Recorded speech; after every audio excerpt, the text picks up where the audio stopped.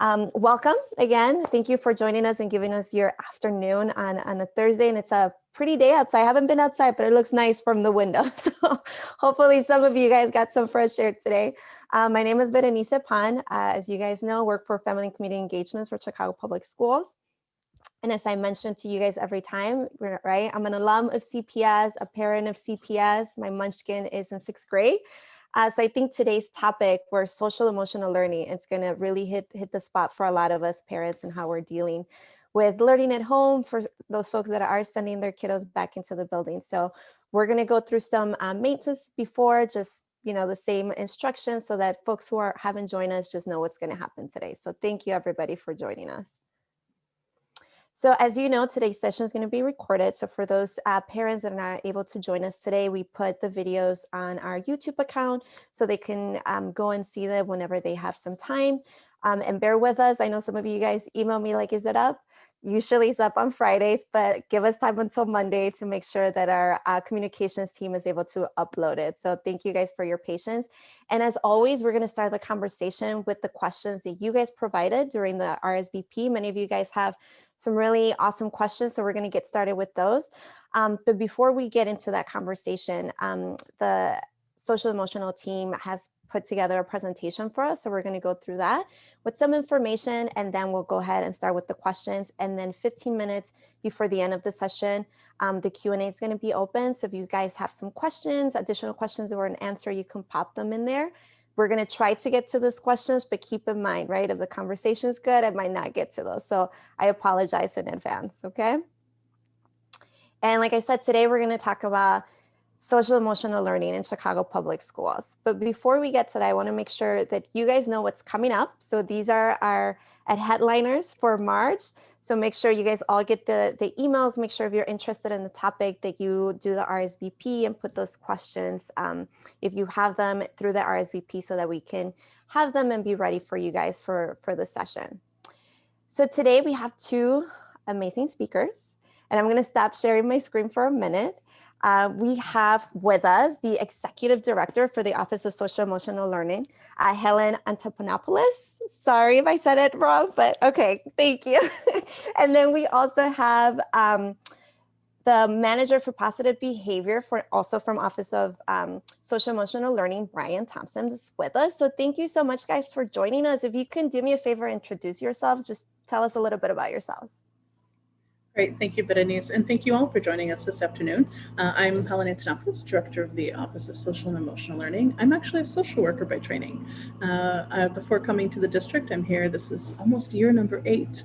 I worked in non-for-profit agencies providing care and counseling to students and families, so it's really nice to be a part of our district now, getting to do that from the inside. So I've been with this office for 8 years and look forward to continuing to work with you and our other colleagues to make sure that we're taking care of our kids. Brian, you want to introduce yourself? Sure, yes. I'm happy to be here with you all. Brian Thompson, I'm the Manager of Behavioral Health Supports here at the Office of Social and Emotional Learning. I'm also a social worker by trade, and I come to the CPS also from the nonprofit world, working at some Chicago Housing Authority sites to provide social services there prior to coming over to the district. So I'm really happy to be here, really happy to share any and all of what we have with you all today and answer any questions. Thank you so much, guys. And I think it's super important that you guys are telling us you're coming from community. You guys are social workers, so you really understand like where some of our parents and our community members are coming from. So we really appreciate that. And I think you guys have a short presentation that you want to share with us. Let me make sure this is working. Let's see if I can share. Hold on just a second. No worries. Technology. I know the last time my computer froze, so no worries. All right, hold on. Here we go. So hopefully you can see my screen. Yes, we can see it. All right. Excellent. So thank you again for joining us. As you see on our title conversation for today, we're going to try and keep this section brief so we can get to your questions, but we just wanted to give you a little overview of social emotional learning, mental health, and the Healing Centered Project and how those three go together. So a little bit first is about our office.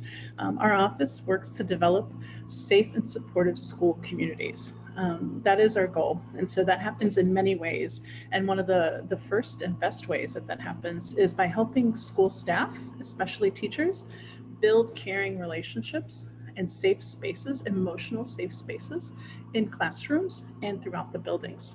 We also do that by helping schools build systems of support at tier one, tier two, and tier three. And we're going to share a little bit about what that means. But the purpose of those systems are to help students build the social and emotional skills that will help them be successful in college, career, and life. In particular, the skills we especially are focusing on are self awareness, self management, awareness of others, the skills for being interpersonally successful, and how to make good and sound decisions as a citizen of our world. In order for us to do this work, we have some other team members. And so if you don't know our office, these are people that you can absolutely reach out to as well for support. Each of our district networks has a SEL specialist, a person at the network that is helping schools and staff build social and emotional learning. We also have some folks who are supporting the option schools in our district. One of the other things that we do to help schools be successful is we run a process, or run, we operate a certification process for schools to be recognized as supportive schools. You're going to hear about this, and these are some of the answers to the questions you've already posed, is that this is our way of not only supporting schools to be supportive, but also holding them accountable and recognizing them for their good work. And then lastly, a lot of the work we do is providing coaching and training and resources to schools so that they can be the supportive spaces where teachers are teaching, students are learning, and families feel welcome. Our goals as a department is that we do want students to feel connected and belonging. We want them to feel safe and supportive. We want them to experience respectful relationships with adults and students. We want their experience and their learning to be culturally sustaining. We believe that they can grow, and we want to hear their voices. When I look at these values of our vision, they're just as important for students as they are for teachers. We want them to have these things too. And we want parents to feel that too. We want parents to feel connected and belonging. We want you to feel safe and supported. We want you to have respectful relationships and to feel respected in our buildings, so forth and so on. So, this vision was written with students in mind because they're the center of our work, but this vision is for all of our stakeholders in our buildings and in our district. A little bit about what we're going to focus on today, though. When we think of SEL, we think of those classroom climates, we think of SEL skills, but we also think of mental health. And in particular, we've especially been focusing on the issue of trauma. Research shows us that trauma can have an impact on students' learning, but also on their lifelong outcomes. Students who've experienced trauma have difficulty with school sometimes or in attending schools. But at the same time, it also impacts them as adults, and it also impacts them generationally, their families, as they continue to grow. In particular, we also know that trauma is fundamentally an equity issue. We know that families and students that live in communities that have been disinvested in face even greater exposure to these stressors. However, we also know that there are things that we can do in our roles and in our buildings to help mitigate those impacts. And the three main things are what you see here on the screen. It is important that we have safe and stable adult relationships, that every student knows that there is someone in that building, in their life even, that they can go to. In addition, we know that having safe and supportive school environments, that sense of connectedness, feeling close to teachers and peers, those things are protective factors for students to trauma and other stressors. And lastly, we also know that by having targeted resources for those students that need a little extra care and support, that could be a way to help students work through trauma. So when we think about all those three things together, this is actually the vision I just described to you about OSCL. This is the work we're already doing. And how do we do it? So I introduced to you the word MTSS, the acronym rather. It's the multi-tiered system of support. These are the ways in which we organize the levels of support that we offer students. At tier one, what we offer everybody, and then at tier two and three, what we offer for students and even families that need a little more care. And so what I'm going to do here is I'm actually going to transfer it over to Brian, who's going to tell us a little bit and share with you some of the supports we have in place at those tiers, and especially at tier 2 and 3 for students who are experiencing stress. Brian? Thanks, Helen. So now I'm going to tell to you a little bit about our Tier 2 supports, as Helen outlined previously. So we have a number of resources at Tier 2 in, through the vein of small group supports. And so at Tier 2, we have 6 different interventions listed here that we train school-based staff in implementing with our students. So we have, as you'll see here, there's a of interventions that are video guided that teach you how to cope with stress, on down to some things that are a little bit less engaged, where we're just checking in with students to make sure that they have their appropriate supports, that they understand, that they see that they're being recognized and supported through to some more intensive trauma-based or trauma-responsive interventions that we provide through our Sparks, celebrating strengths of Black youth and bounce back interventions. So we have a number of interventions that we are currently providing and supporting schools with, and we'll talk a little bit about some others that we've just introduced to the district as a whole on this next slide. So I wanted to introduce to you, if you haven't already heard about them, Rainbows and Silver Linings. These are 2 new interventions to the district that we have expanded to not just a few schools, but the entire district this past school year, right? So I want to first highlight Rainbows. Rainbows is a grief support group designed for all age groups, for students as young as 3 years old. So if you have students in pre-K, all the way up to those 18-year-olds who may be getting ready to graduate high school. This group is really structured to make sure we support those who have lost a family member as a result of death, separation, or divorce, incarceration, deployment, or a host of other things. We want to make sure that we are providing that targeted support to students, especially in this time. In addition to that, we have our Silver Linings initiative or intervention that is really designed to support students in pre-K through 12th grade as well, who are experiencing grief and other signs of loss as a result of a significant community crisis. I think we can all think of at least one significant community crisis right now. And so we make those interventions available across the district for all students to engage with as they grow and understand how we experience life right now. And so next I want to highlight for you another support, stress and coping. Now, unlike some of the other interventions that I talked about previously that are directed and facilitated by our clinicians across the district, stress and coping is actually facilitated by teachers in the classroom. It's a series of classroom activities that's really designed and to support students in coping. So there are a number of lessons, of about 20 lessons throughout the course that a teacher can facilitate with their students to help increase self-awareness, help increase problem-solving skills, really to address stress. And so we can provide some more information if you like, but please, you'll have a copy of this deck, and if you have questions as relates to this or any other the interventions that we have, we'd be happy to walk through them with you. And so we talked a little bit about our interventions, but we also want to highlight that now more than ever, our district is in need of becoming more healing centered, right?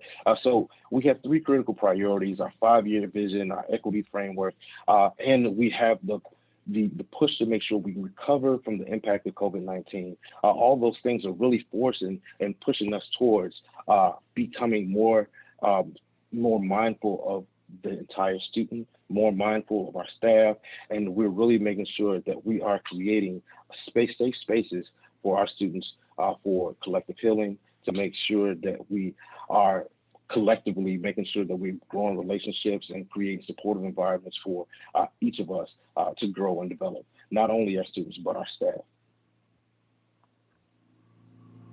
And so I'm happy to introduce to you, and I will introduce to you our Healing Center framework. Our Healing Center framework really, and you'll find out more information about this, really talks about where we're going with this work. So as you see here, the graphic, we have 4 key stakeholders: our students, our staff as agents of change, along with our staff as agents of their own healing and wellness, and as well as our family, caregivers, and community, which is you, right? These are our 4 key stakeholders, and around this inner circle, you'll see the components or the dimensions that we are engaging all of our stakeholders in as we grow this work, connected by our band of equity.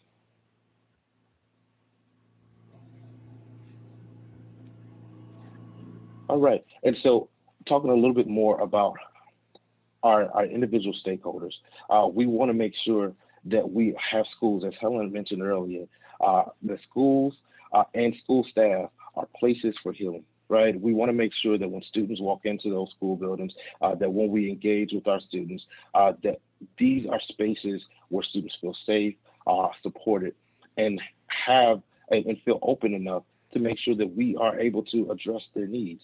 We want to make sure that staff are feeling supported, understanding, have the appropriate resources, not necessarily just to address students and their needs, but also to make sure that they are addressing their own needs, and we are making sure that we are providing the necessary supports to do so.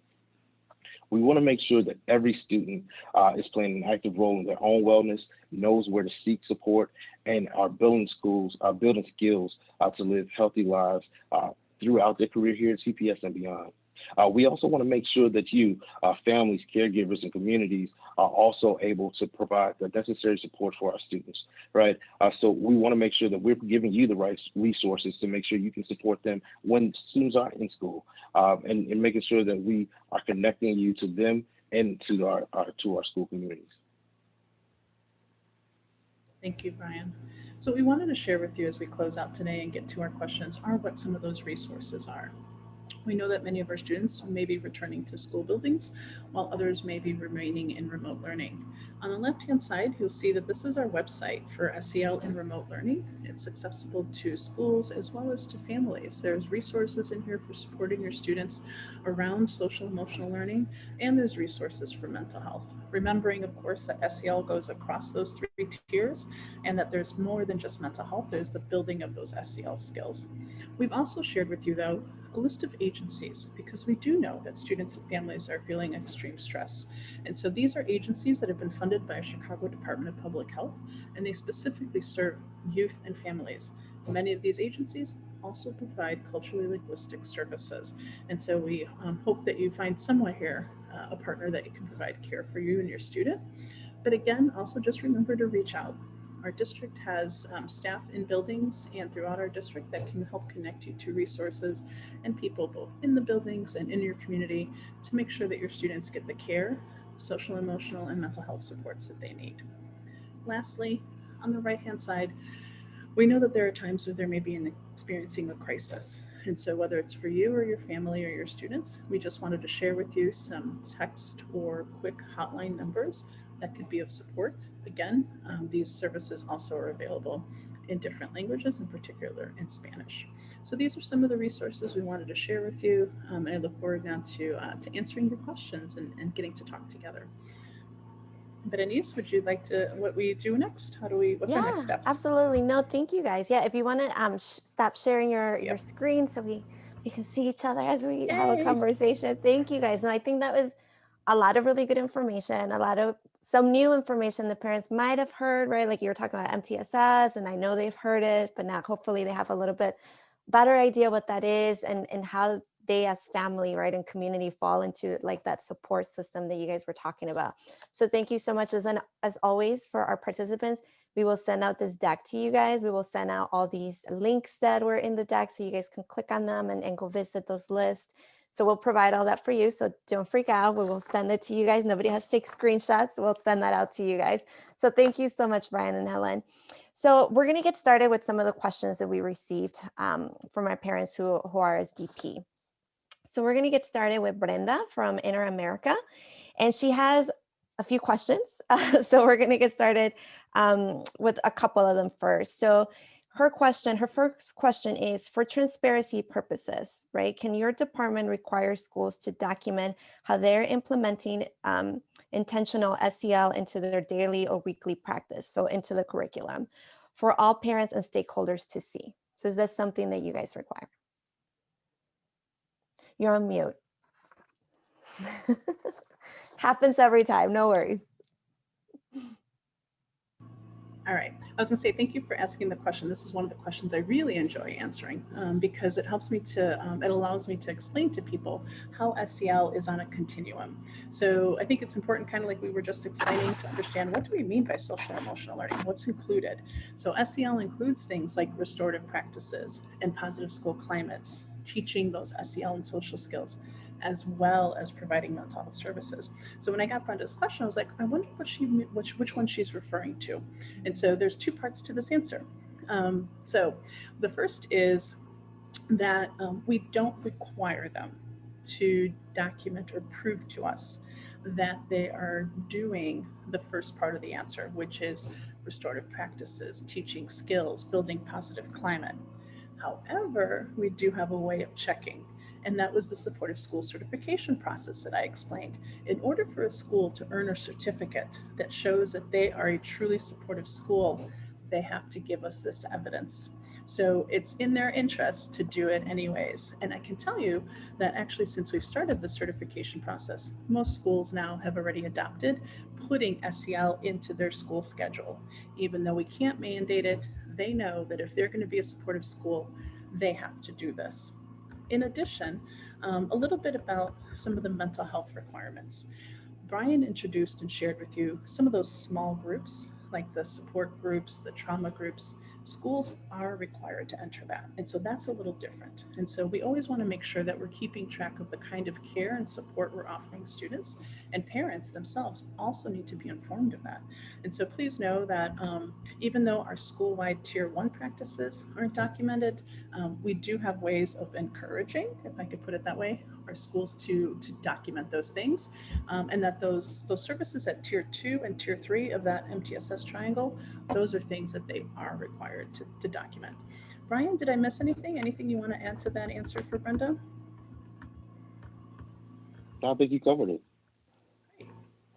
Awesome. Thank you guys. So if parents, you were talking about the first tier, right? Those are things that it should be happening naturally, right? At the Right. school level. So that's why we don't ask them to give us proof, because it's something that's happening naturally in the school building. But for the other two is where this certification that you're talking about comes into place, because they have to complete something for you guys, right? Where they're saying we're Right. doing this, and then you guys evaluate if they're doing it right, if they need more support, that kind of stuff, correct? Exactly. Awesome. Okay. So parents, if you see that, usually it's on the school website, right? Where a lot of schools, when they get that little, I don't want to call it logo, but certificate, they put it on their website to make sure that you guys as parents know what kind of school you guys are sending your kids to, right? So there's arts and healthy schools. This is another portion of that, correct? Exactly. Awesome. Thank you so much, guys. I appreciate that. Another one of her questions, and I think it goes along to a little bit of what she's talking about. For the SEL support, are you guys getting feedback from parents and stakeholders regarding the actual implementation of SELs happening in the school during the pandemic? So so as part of that, so the supportive school certification process is really the vehicle by which we both monitor, but also collect more feedback. In addition to sort of engaging in activities like this, where we get to talk to parents, as part of that supportive school certification, we may do a site visit to a school, which also includes a focus group of parents. And so we ask parents for their feedback on how the school treats them, on the support they have available to students, on the opportunities for parent collaboration. Is there space for parent voice and leadership? And so that's one of the ways and one of the places in which we do that. Those focus groups are actually just with parents. We don't even have school staff in there, because we want parents to feel comfortable to be able to share with us the great things that their schools are doing, as well as the places that their schools can grow. We're also, though, seeking more parent input on our Healing Center project. And so, Brian, you want to share a little bit about that part of our parent feedback? Yes, definitely. So as we move forward, we introduced the Hellen Center project today, and you'll be hearing a lot more about it as we move forward. Uh, there will be key places for parents to provide feedback on how we move the district um, to become more healing center. We want to make sure that we incorporate your feedback into how we are delivering services. We want to make sure that we have your feedback on, what it is that you need as parents and caregivers. So we have 9 initiatives on the Healing Center project. And one of those initiatives, Initiative 5, we remember them by the numbers, but Initiative 5 is geared directly towards family and community engagement. Uh, our uh, our faith-based initiative, our faith office is really working hard, and they're leading that work.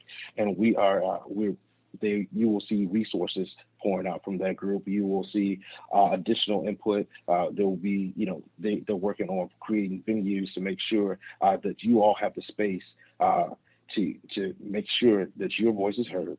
One, to two, make sure that you are keeping an eye on what is available to you and to your students, and then and then three, making sure that you have the space to inform how we move these practices forward.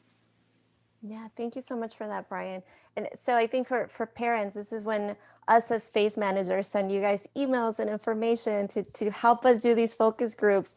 Join us. Try. I know it's really hard sometimes to make time. You guys are giving us your time today, so we appreciate it. So when you guys get those, jump at it, right? Like this is your opportunity to really give your feedback, and for folks from central office like Helen and Ellen, I'm sorry, and Brian to hear your voice and really see what's going on in the district. So thank you so much for that, Brian. Appreciate it. We're going to move on to Lillian from Mary Gray Peterson School. And her question is, how may I help my daughter if I see she's more sensible in her feelings since she has been at home during all this time? So she's been, with remote learning. Oh boy, Lillian. The social worker and me and Brian, this was a natural answer for us, as all of them are, but this one especially. And there's a few things that you can do to support your daughter. And the very first and the most important is just to create that space for her to express what she's been affected by and how she's been feeling without interrupting her or without trying to fix it right away.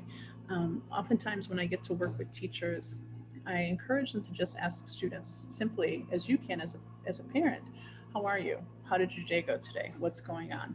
Even if your student doesn't answer you or if they sort of dismiss you, just by you asking lets them know that you're interested. It lets teachers know or students know that the teachers have them on their mind. And so eventually she may feel like she can share with you. But at first, I would just say continue to ask and check in and create that space for her to share. And then just listen. Try not to have to feel like you have to fix it. I know as caregivers, we want our students to feel safe and not to have to stress or worry. But the first thing is just to listen. Her school can also play a part in supporting her. So if you are concerned or if you feel like you want her to get a little additional help, and maybe she might be more willing or comfortable talking with someone at the school, please reach out to them. I actually know Peterson School. It was one of the schools I used to support. And I know that they have a behavioral health support team. I know that they have a community partner there. And so they can help connect her to someone else that can also be a support for her outside of home. And so the first is just continue to be available, let her know that you're thinking about her, give her space to talk about it. And then if you feel like, connect to the school so they can connect her to additional supports. Great, thank you so much. So I think, again, we say this in every session, right? Having that communication with the school is super important. So call the main office. I know the folks are super friendly and are always willing to help. And if they don't know the answer, they'll try to figure out who in the building can support you. So make sure that if you need that support, contact your school and keep that line of communication open between our community, our parents, and our school. So thank you so much for that. Our other question is from, and I'm sorry if I mispronounce your name, as Tosin Aladuni. So I'm sorry if I say it wrong. And it's from Brownsville Classical School. And the question is, what are some tips to support emotional needs as an elementary school learner and what has been happening in e-learning this year? Great question. I'm going to actually tag Brian in on this because I feel like I'm doing all the talking and that's not fair to Brian. Brian, you want to answer Tosin's question here? Yeah, definitely. I think Helen really highlighted the very first tip that I will provide, right? Is just create that space. Really make sure that your student feels heard, and you're being intentional about making sure you create those checkpoints, whether it's when they finish up with e-learning or at some point in the evening, and be consistent and following up with your student. And I know it may be hard right now, but find some way to take a breath, right? To get outside, and whether it's to stand on the back porch, to take a walk. The snow is melting now, so that might be a possibility, right? But really work to make sure that you find that space to see something else, right? That can also help. Another thing we want to make sure, another tip we can provide is to find some activities that you can do together. Right, whether that's going out to the grocery store to get something to make that night, cooking it together, playing a board game or a puzzle, just really creating those spaces and like structured activities that they can do at home. We want to make sure that we make home feel like different spaces and different times, right? So that the student, because we have all had a big change, a big shift in how we engage with others, how we engage and do everyday life, and that can be hard. So we just want to create some additional spaces to kind of mix things up. And the last tip I would give for you is just monitor any big shifts in behavior. If you see that your student is becoming a little bit more withdrawn, or there's some concerns, monitor those things and be intentional in checking in about those things as well. Yeah, no, thank you for that. I think that the point that you made to take a breath, I think sometimes we forget that. So even as adults, so I can just imagine the munchkins like not being able to do that themselves, right? Us grown-ups, like just taking them, like I said, it's nice outside. I haven't been outside. So after this meeting, I'm going to go outside. So thank you, Brian, because I need to take a breath too. So thank you so much for those tips. Our next question comes from Abby from Bronzeville Classical Elementary. And the question is, my child has not adjusted to remote learning very well. So less focused, less interested this year compared to last year, less independent, and a little bit of meltdowns daily. Can you talk about ways that social emotional, Can you talk about ways that social emotional difficulties, especially during the pandemic, may manifest in learning difficulties? Abby, the first thing I want to share with you, and with all parents listening, is to let you know that you're not alone.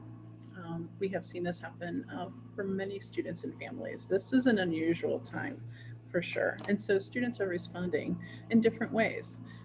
The other thing I want to share before I sort of answer this question is, as I'm giving you some of these ideas, or as Brian and I are encouraging you to talk to your schools and connect to your school clinicians or your behavioral health teams, know that this is the way I feel about this partnership that has to happen between families and schools.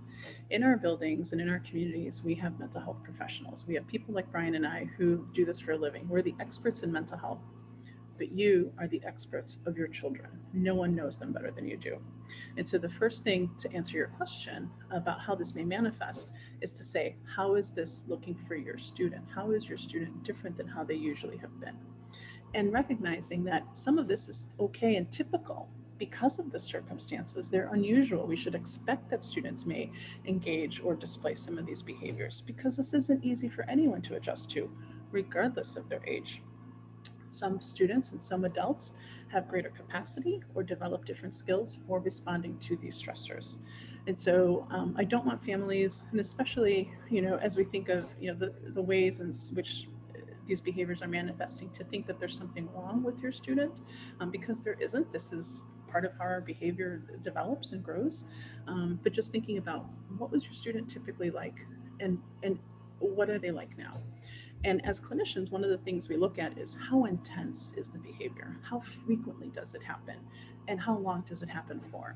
Is it so much that it's interfering with their ability to learn, to get along with people, to enjoy things that they usually did, or with people they usually got along with?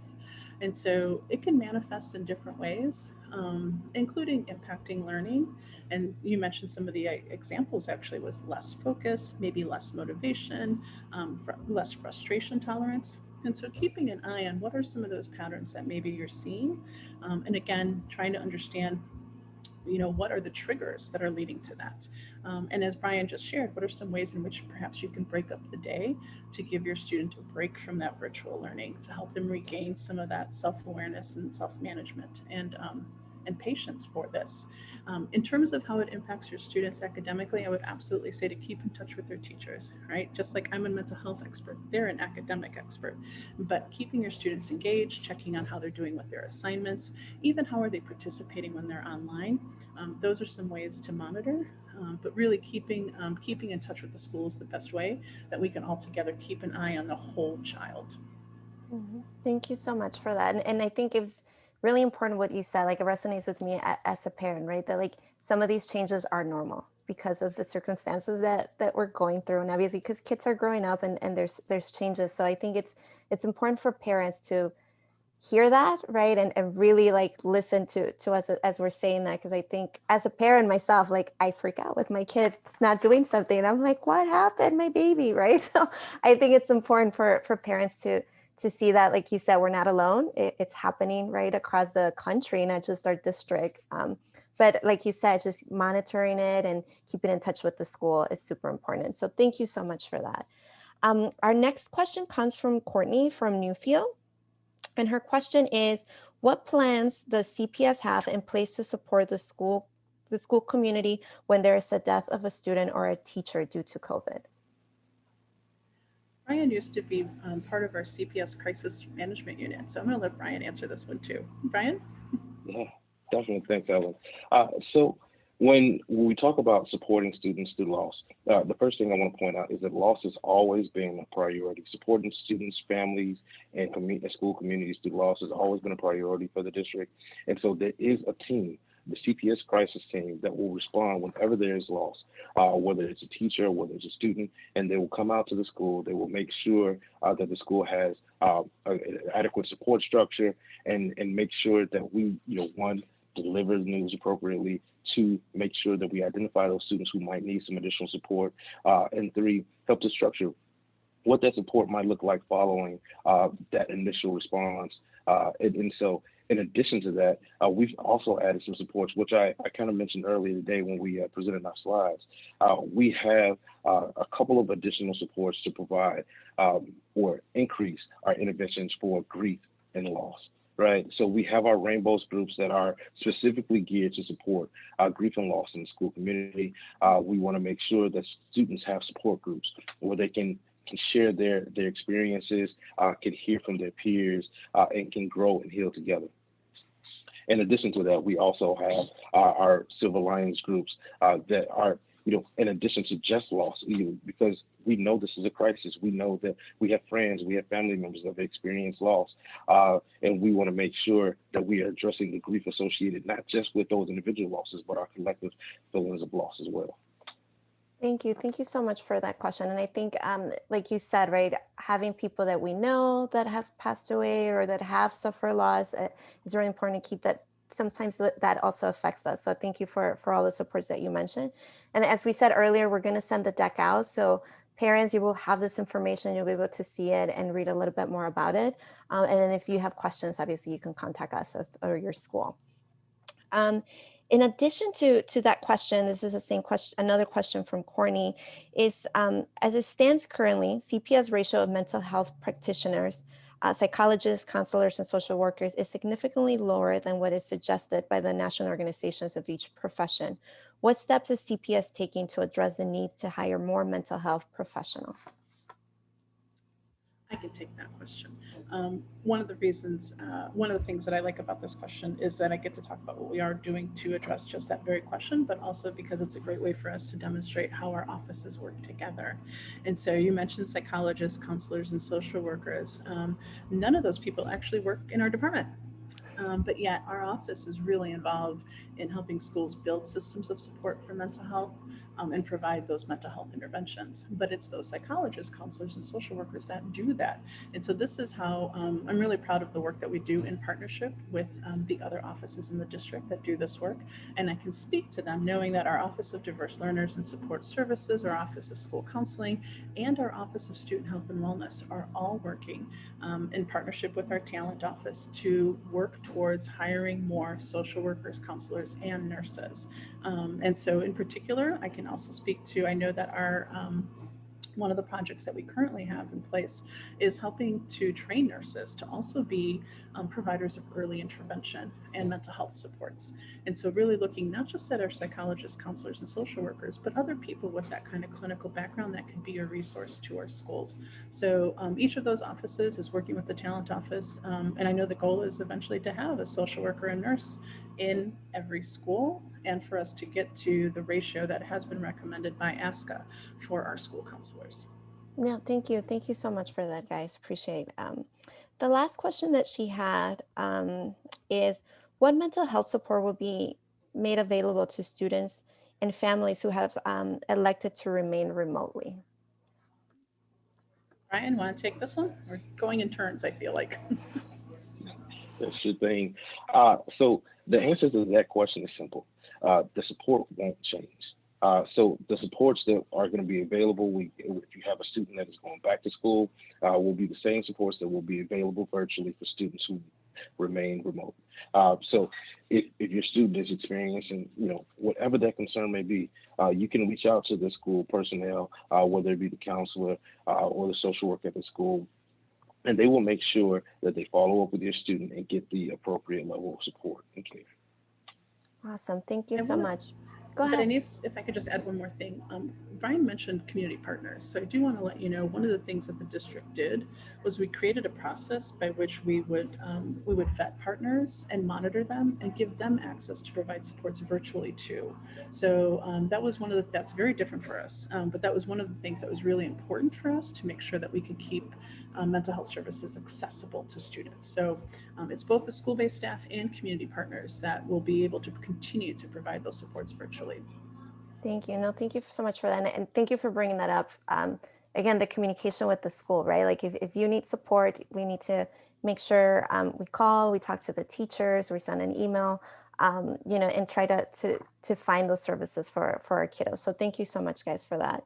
The next question is from Anjali Vidani. Sorry if I butcher your name, I apologize, from Audubon Elementary.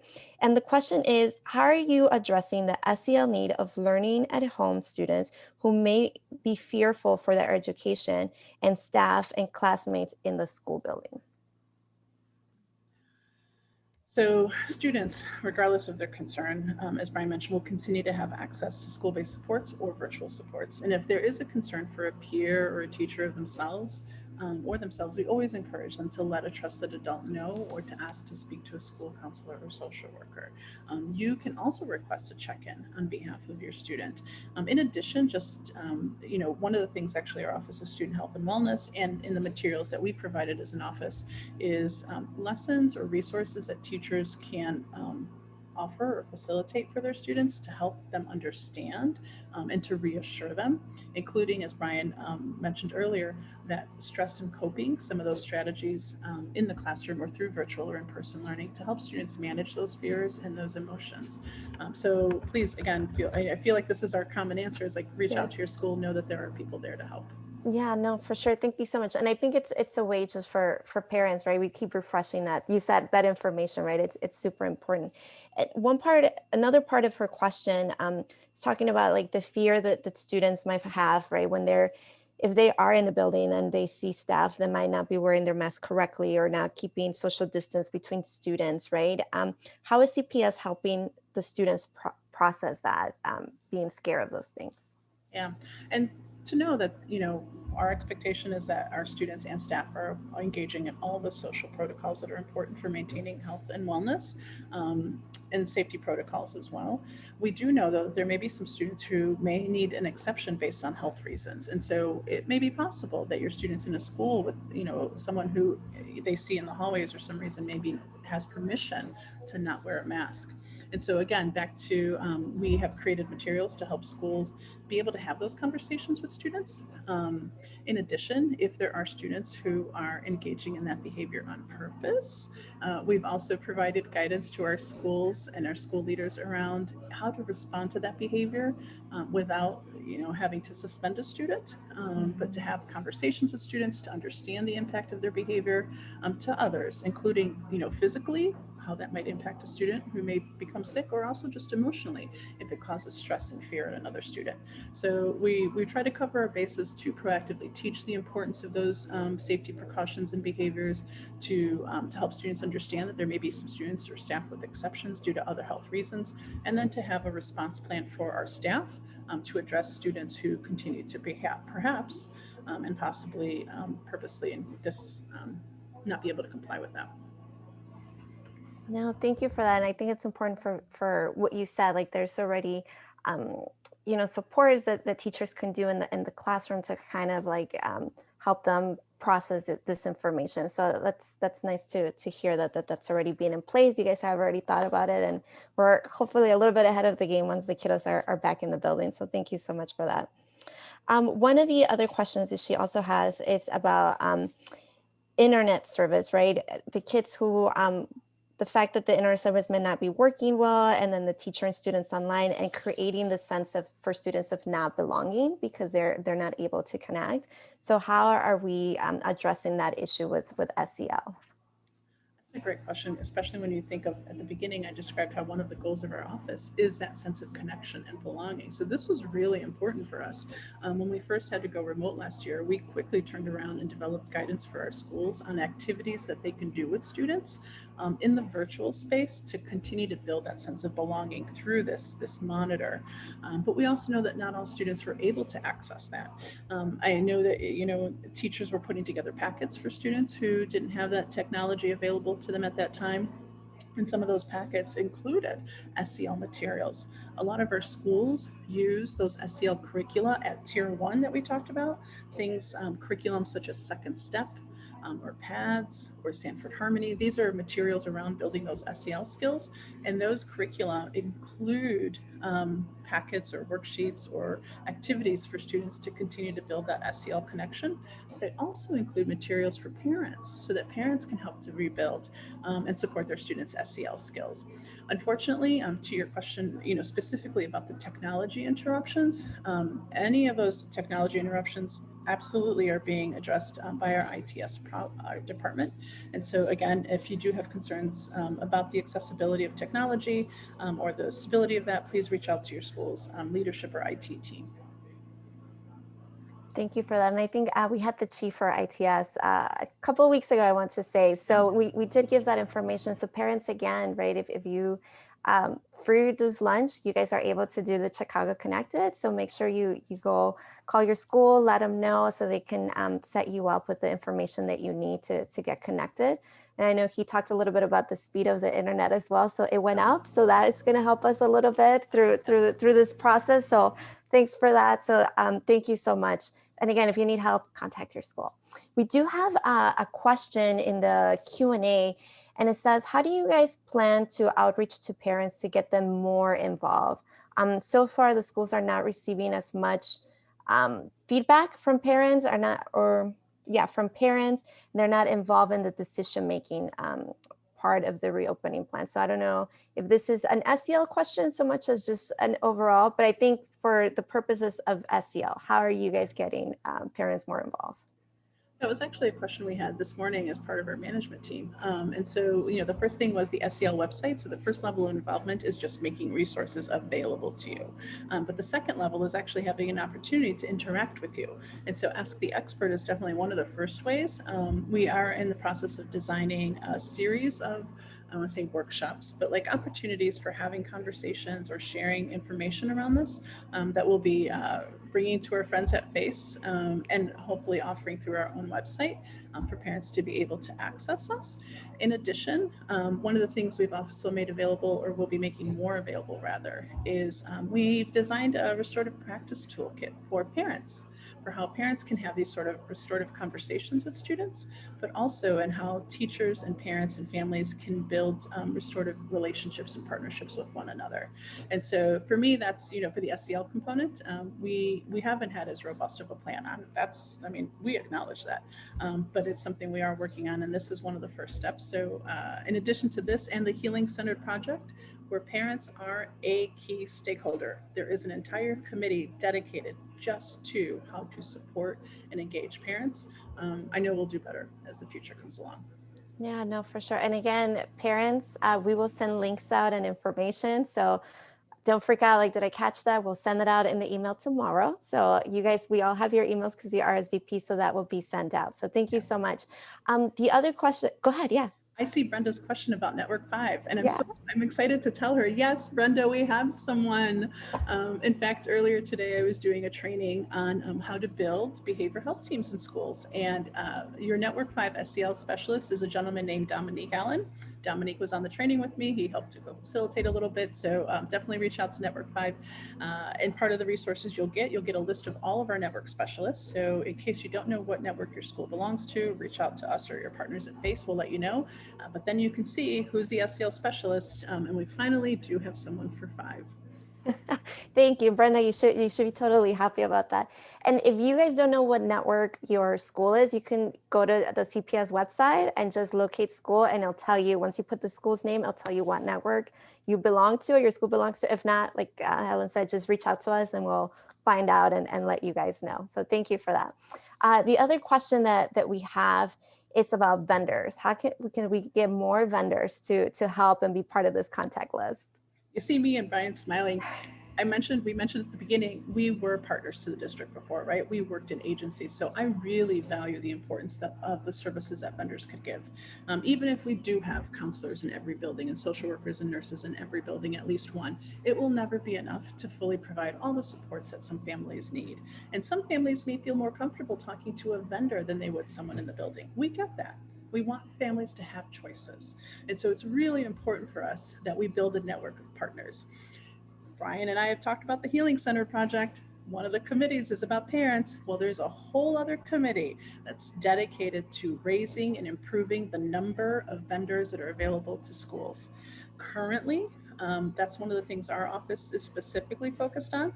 And so if you are a vendor and want to know how to connect to schools, reach out to us. If you are a school and want to find a partner for mental health, reach out to us. Our goal is to be the bridge to connect schools and partners together.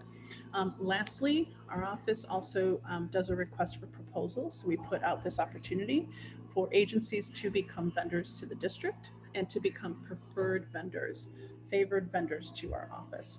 That RFP, that proposal, will be coming out in a few weeks. We've been talking about it since the beginning of the year. It's almost here. And hopefully we'll be able to have a bigger pool of vendors that will be available to schools to engage with.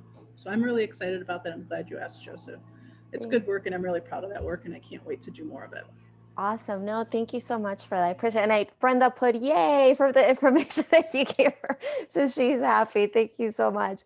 As we're getting closer to ending our time together, for the both of you guys, I want you guys to think, there's a lot of information, a lot of really good questions, a lot of really good answers, but what are the 3 main points that if parents forget our presentation, what are the 3 main things that you want them to remember for today? So Hellen, we're going to give you a chance. And then Brian, I want to ask you that same question as well. The first thing I want you to remember is that you're the expert of your child. You may get feedback or resources or information from us and teachers and counselors telling you what to do or how to do it, or, you are the expert of your child. We are here to partner with you. The second thing I would say then is to partner with us, is to reach out. Even if you maybe don't feel comfortable or you're not sure who to ask someone, and they'll get you to that next person. Please, know that we're here to support you as much as we are to support your student. Those are the 2 biggest things I would say. The third thing I would say is just, as I know you are, just be attentive to your student. But don't worry if you see a change, right? But don't worry right away, but just be attentive. Maybe if the change is drastic, or if the change lasts a long time, then maybe it's time to reach out. But know that as long as you're available and accessible and connect to people, we'll work together to take care of your student. Fantastic. Thank you so much. Brian? Yeah, thanks for giving me the space, Bernice. The very first thing I would say, and we talked a little bit about this earlier today, is just be intentional about creating space. Like, make sure that you have this space to connect with your kid. Have Make sure you create that space to do something different. Create that space and find ways to engage and do things with one another, to kind of kind of lighten the air and engage in different ways and utilize what we have in order to make this space where we're at home a lot of the times unique and fun and different. The second thing kind of echoes something that Helen already has mentioned is don't be afraid to connect with your school. Right, your school is going to be that biggest resource. Call them, email them, bug them. If you notice something that there is that needs to be addressed, please reach out and don't. And my last thing is don't be afraid to ask questions. If there are questions that you don't understand, if you want to know more about a process, if you want to understand what happens from here, right? So we're being referred to a community partner. What happens from there? What does that look like? Ask that question. And a lot of times what we don't know, it creates more anxiety for us. And so if we know what that process will look like, then it makes it a little bit easier to take those next steps. So my last thing would be just to make sure you ask those additional questions, those things that pop up that you don't know if you should or should not ask them anyway. Yeah, no, thank you so much for that. Because I think sometimes that's the fear of us as parents, right? Like we're asking too many questions. As parents, we're like, we should know that, right? So I think it's awesome that you mentioned that. Like just ask as many questions as you want, as you can, just to have that peace of mind that we kind of know what we're doing. So I really appreciate that, Brian, for bringing that up. And this is going to bring us to the end of our session. Hellen, Brian, thank you so much for coming on board, giving us your afternoon and sharing your expertise. So thank you so much for the both of you. For our parents who are joining us, again, thank you so much. It's super nice outside. So thank you so much for staying indoors with us and hanging out and listening to the information that we're providing. For everybody that participated, we will send this over email tomorrow. I know some of you guys were like, put it on the chat. We will send it out to you guys. So no fear, you guys have my email address, or you can contact us if you don't get it, but we'll send it out tomorrow. And then the video will go up by Monday for sure, so that you guys can share that with the rest of your parents and your community, so they can also this information can also be accessible to them. So thank you, everybody. Have an awesome rest of your day, and hopefully we'll see you guys next week for the next session that we have. Thank you so much, Thanks, everybody. everyone. Have a good night. Be well. Thank you, Ellen.